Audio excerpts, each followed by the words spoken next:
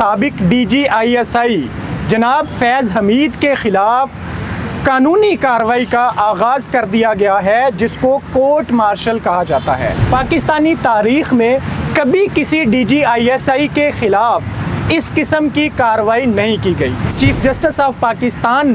نے ہمیں احکامات دیے تھے، اس روشنی میں ٹاپ سٹی کے مقدمے کے معاملے میں یہ کارروائی کی جا رہی ہے۔ اس کے بعد بہت سارے لوگ اب میڈیا پر آ کر مختلف قسم کی باتیں کرنے میں مصروف ہیں۔ فیصل ووہڈا مسلسل یہ کہتے نظر آ رہے ہیں کہ یہ کارروائی بہت بڑی کارروائی ہے، اس کارروائی کا سارا کریڈٹ موجودہ آرمی چیف کو جاتا ہے۔ یہ کارروائی محض اس لیے نہیں کی جا رہی کہ یہ کوئی ٹاپ سٹی کا معاملہ ہے، بلکہ وہ گفتگو کرتے پائے جا رہے ہیں کہ یہ PTI کی کمر توڑنے کے مترادف ہے۔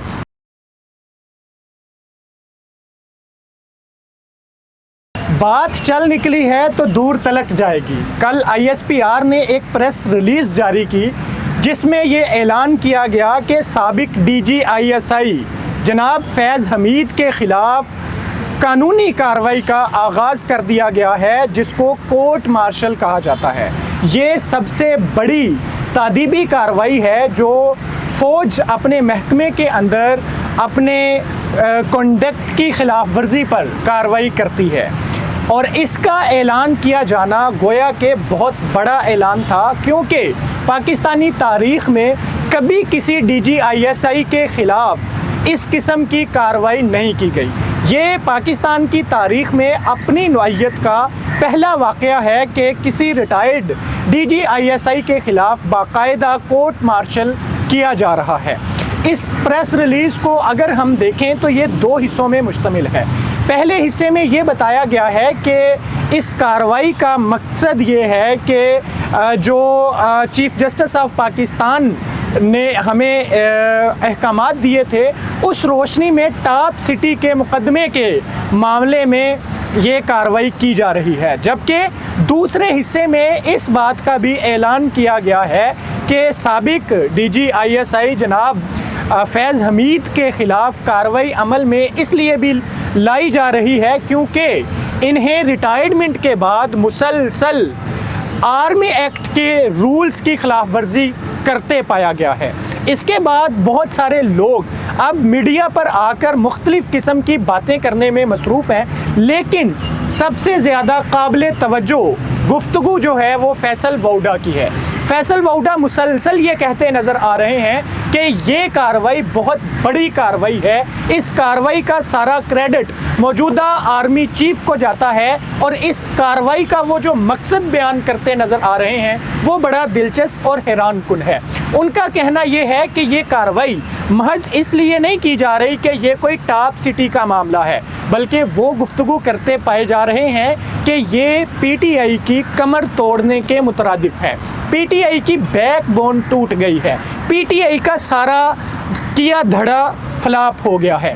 فیصل ووہڈا صاحب یہ بھی کہتے نظر آ رہے ہیں کہ اس کارروائی کے بعد اس کارروائی کو 9 مئی تک بھی لے جایا جائے گا، اس کارروائی کو PTI کے معاملات کے ساتھ بھی جوڑا جائے گا۔ وہ ملک میں ہونے والی بغاوت سے بھی اس کارروائی کو جوڑنے کا اعلان کرتے نظر آ رہے ہیں، جبکہ وہ ارشد شریف کے قتل، عمران خان پہ ہونے والا حملہ اور اس قسم کے دیگر کئی اہم ترین معاملات جو پاکستانی سیاست اور ریاست سے جڑے ہوئے ہیں اس کے ساتھ جوڑتے نظر آ رہے ہیں۔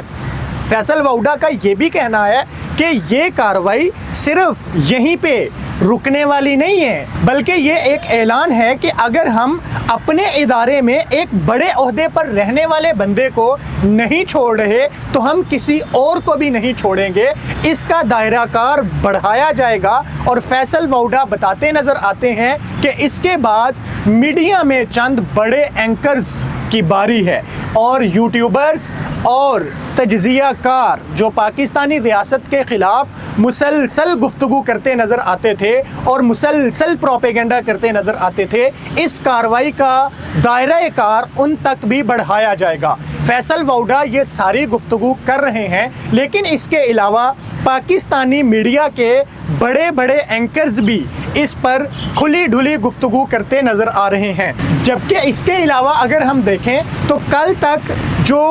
पीटीआई लाज़िम मलज़ूम समझी जाती थी जनरल फैज़ साहब के साथ, वो पीटीआई भी इस कार्रवाई पर खुशी के शादियाने बजाते नज़र आती है। बल्कि उनके तर्जमान ने एक टीवी शो में बैठकर ये कहा है कि ये कार्रवाई बहुत हौसला अफजा है और इसका दायरा कार मज़ीद बढ़ाया जाना चाहिए, और उन्होंने इसको मज़ीद ऊपर ले जाने की भी बात की है। पीटीआई यूँ नज़र आ रही है कि अब फैज़ हमीद साहब से हाथ उठाती नज़र आती है, लेकिन जो कुछ किया गया वो तो पीटीआई के मुफाद के लिए किया गया, लेकिन जब उन पर बुरा वक्त आया तो पीटीआई वाले यहाँ से भागते क्यों नज़र आ रहे हैं। खैर, अब इस कार्रवाई के बाद ऊंट किस करवट बैठेगा ये तो कहानी फिर सही। एक बात ज़रूर है कि कोई भौंचाल आने वाला है, और वो भौंचाल ये है कि ये जो सारे का सारा मामला है, इससे जुड़े मामलात और इससे मिलती कड़ियाँ टूटने वाली।